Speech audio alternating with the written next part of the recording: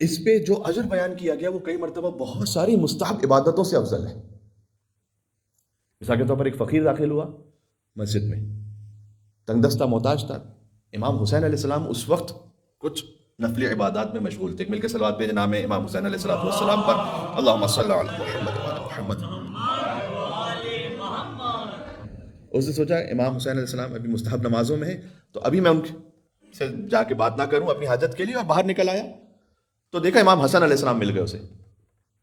تو امام حسن علیہ السلام سے اس نے کہا کہ اے فرزند رسول میری حاجت ہے، آپ پوری فرما دیجیے.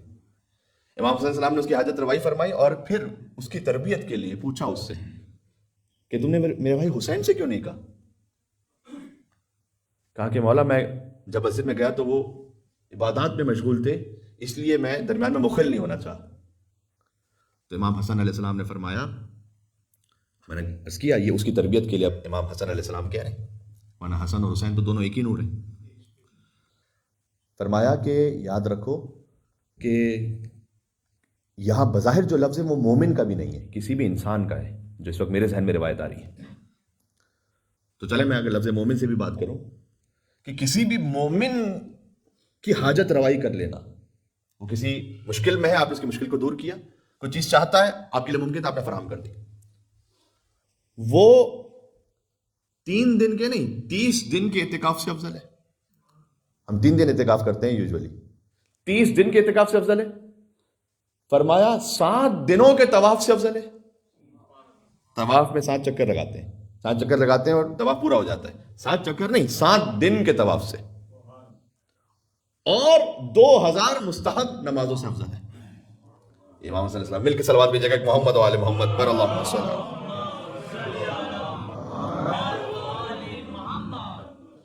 کبھی ایسا ہوتا ہے کہ آپ کسی کے لیے کوئی کام انجام نہیں دے پاتے کیونکہ ہماری توان میں نہیں ہوتا، لیکن آپ کچھ ایسا کر سکتے ہیں کہ جس کے ذریعے سے اس کا کام ہو جائے. امام نے فرمایا ہے الدال علی الخیر کفاعل، کسی کو کار خیر کی طرف رہنمائی کرنے والا ویسے ہی کہ جیسے اس نے کام کر دیا ہو اس کا. بلکہ ایک حدیث میں یہاں تک آیا کہ اگر 80 کا امام نے استعمال کیا، اگر 80 لوگ کسی کار خیر میں شریک ہوں، کئی دفعہ ہوتا ہے کہ 5-6 واسطوں سے جا کے پھر کام بنتا ہے، ہوتا ہے ایسا.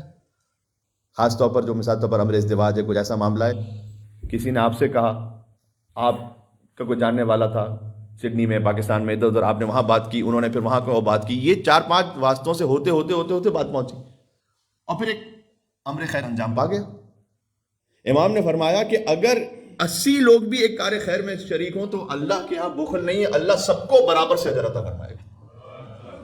سبحان اللہ. ایک مل کے اور صلوات بھیجیں نام امام حسین علیہ السلام. کار خیر کہیں پر بھی آپ کے لیے کوئی ممکن ہے نا، چاہے چھوٹا سا اپنا حصہ ڈالنا، شریک ہو جائے، کبھی مشورے کے ذریعے سے، کبھی کوئی وسیلے کے ذریعے سے. ائمہ علیہ السلام کی جو زندگی میں ملتا ہے نا، ہم تو وہ کر بھی نہیں سکتے، شاید ہم سے ایسا مانگا کہ، لیکن ان کی ایگزامپل اتنی پرائم ہے. اب امام علی نقی علیہ السلام کے بعد ایک شخص آیا، اس نے آ کر کہا کہ فرزند رسول میرے پاس قرض بہت زیادہ ہے، آپ میری مدد کیجیے میں قرض ادا کرتا ہوں. امام نے اس وقت یہ فرمایا، بظاہر نہیں تھا امام کے پاس کچھ کہ اس کو فوراً دے سکتے. امام نے کہا کچھ نہیں اس وقت، لیکن ہم تمہارے لیے یہ کر سکتے ہیں کہ تمہارا قرض اپنے اوپر لے لیتے ہیں، تمہارا قرض اپنے اوپر لے لیتے ہیں. اس نے کہا فرزند رسول یہ تو بڑی زیادتی ہے، میں تو ایسا نہیں کر سکتا. امام نے کہا نہیں، جب ہم تم سے کہہ رہے ہیں تو ٹھیک ہے کر لو. اور امام نے کہا اب یہ کرو کہ کل میں آؤں گا مسجد میں، تم بھی آنا اس وقت، اور مجھ سے ایک قرض خواہ کی طرح، جیسے میں تمہارا مقروض ہوں، سب کے سامنے کہنا کہ اتنے عرصے سے آپ نے قرض لیا ہوا ہے مجھ سے، تو واپس کیوں نہیں کرتے، یہ میں نقل بل مانا کرو. امام نے اس سے کہا کہ بالکل ویسے ہی مانگنا کہ جیسے میں تمہارا مقروض ہوں.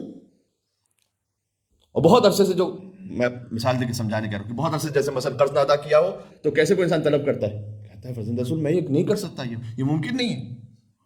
امام نے کہا جب ہم حکم دے رہے ہیں تو یہ کرو گا. بہرحال ایک جگہ تعبیر شاید اس طرح سے بھی ملتی ہے کہ حتیٰ اگر میرے گریبان کو پکڑ کے بھی کہنا پڑے تو کہنا کہ میرا قرض ادا کرو. کون ہے جو اپنی عزت اور آبرو کو اس طرح سے لگائے؟ میں نے کہا ہم سے یہ نہیں مانگا گیا، ہم یہ کر بھی نہیں سکتے، لیکن انہوں نے ایگزامپلس اتنی پرائم سیٹ کر دی کہ اس کے بعد پھر تاکہ ہمارے لیے پھر کوئی عذر باقی نہ بچے کہ تم اپنی اپنی سطح پر کوشش کر کے کام بڑھاؤ آگے لوگوں کی. بہرحال وہ آیا اور اس نے اسی طرح سے جیسے امام نے حکم دیا تھا. اب لوگ دیکھ رہے ہیں کہ فرزند رسول امام علی نقی علیہ السلام اس سے ایک شخص اس طرح سے مانگ رہا ہے. اللہ اکبر. بظاہر یہ واقعہ اس وقت کا کہ جب امام سامرا آ چکے تھے. تو کسی نے متوکل کو جا کے خبر دی. امام بھی جانتے تھے, متوکل کو جا کے خبر دی کہ امام علی نقی علیہ السلام کے ساتھ ایسا ہو رہا ہے. اس نے اپنے ذہن میں سوچا کہ یہ موقع ہے کہ ان پر کوئی احسان کر دو. اس نے کہا سر مثلا 10,000 درہم تھے جتنے, جا کے انہیں دے دو تاکہ قرض ادا کر دیں. وہ متوکل کا ایک مامور آیا, اس نے وہ 10,000 درہم دیے امام کی خدمت میں. امام نے جا کے اسے دے دیے.